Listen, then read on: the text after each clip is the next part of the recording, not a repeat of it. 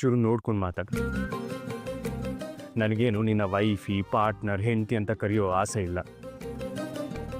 ನಮ್ಮ ಮನೆಯವ್ರ ಮುಂದೆ ನಮ್ಮ ವಿಚಾರ ಗೊತ್ತಾಗಬಾರ್ದು ಅನ್ನೋದಕ್ಕೆ ಹಾಗೆಲ್ಲ ನಡ್ಕೋತೀನಿ.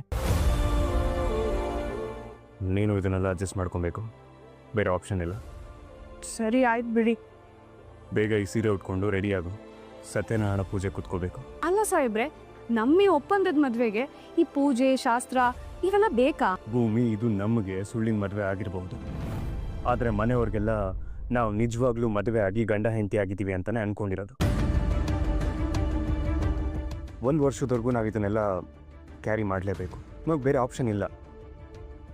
ಆದರೆ ನಿಮ್ಮ ಮನೆಯವ್ರ ನಂಬಿಕೆಗೆಲ್ಲ ನಾವು ಮೋಸ ಮಾಡ್ತಾ ಇದ್ದೀವಿ ಅಂತ ಒಂಥರ ಸಂಕಟ ಆಗ್ತಿದೆ ಸಾಹೇಬ್ರೆ.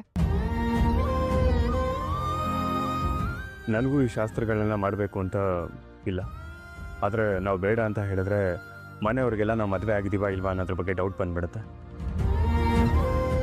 ಅವ್ರ ಖುಷಿಗೋಸ್ಕರ ನಾವು ಪೂಜೆ ಕೂತ್ಕೊಳ್ಳೋಣ, ಬೇರೆದ್ರ ಬಗ್ಗೆ ಎಲ್ಲ ತಲೆ ಕೆಡ್ಸ್ಕೊಳ್ಳೋದು ಬೇಡ. 1 ವರ್ಷದ ಮಟ್ಟಿಗೆ ಈ ಮನೇಲಿರೋಳು ನೀನು, ನಿನ್ನ ಬಗ್ಗೆ ಯಾರೇನು ಅಂದ್ಕೊಂಡ್ರೆ ನಿಂಗೆ ಯಾಕೆ? ಇರೋಷ್ಟು ದಿನ ಖುಷಿಯಾಗಿ ನಗ್ನಗ್ತಾ ನಾನು ಹೆಂಡತಿಯಾಗಿದ್ಬಿಡು ಅಷ್ಟೆ. ಸರಿ ಸರಿ, ಈಗ ನೀವು ರೂಮಿಂದ ಹೊರಗೆ ಹೋದ್ರೆ ನಾನು ಸ್ಯಾರಿ ಚೇಂಜ್ ಮಾಡ್ಕೋತೀನಿ. ಸರಿ, ನಾನು ಹೋಗಿ ಫ್ರೆಶ್ ಅಪ್ ಆಗಿ ಬರ್ತೀನಿ. ಅಷ್ಟರಲ್ಲಿ ನಿನ್ನ ಬಟ್ಟೆ ಚೇಂಜ್ ಮಾಡಿರಬೇಕು. ನೆನ್ನೆ ಥರ ಚಿಲ್ಕ ಹಾಕ್ಬಿಟ್ಟು ಹೋಗೋದು, ಈ ಥರ ಸೀನ್ ಕ್ರಿಯೇಟ್ ಮಾಡೋದೆಲ್ಲ ಮಾಡಬೇಡ. ಇಲ್ಲ ಸಾಹೇಬ್ರೆ, ಆ ರೀತಿ ಎಲ್ಲ ಏನು ಮಾಡಲ್ಲ, ನೀವು ಧೈರ್ಯದಿಂದ ಹೋಗ್ಬೋದು.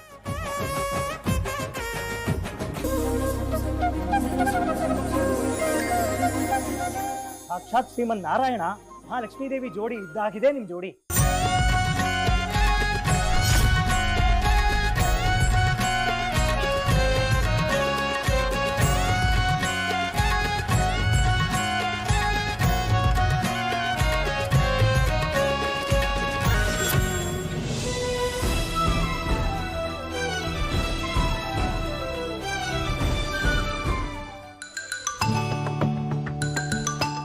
ಒಂದು ನಿಮಿಷ, ನನ್ನ ಫೋನ್.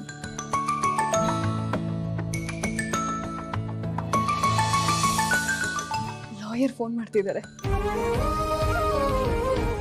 ಹಲೋ, ನಮಸ್ತೆ, ಹೇಳಿ ಸರ್.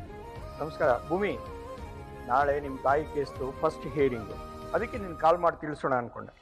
ಹಾಗಾದ್ರೆ ನಮ್ಮಮ್ಮ ನಾಳೆ ಜಾಮೀನು ಸಿಕ್ಕಿ ಆಚೆ ಬರ್ತಾರಲ್ವಾ ಸರ್?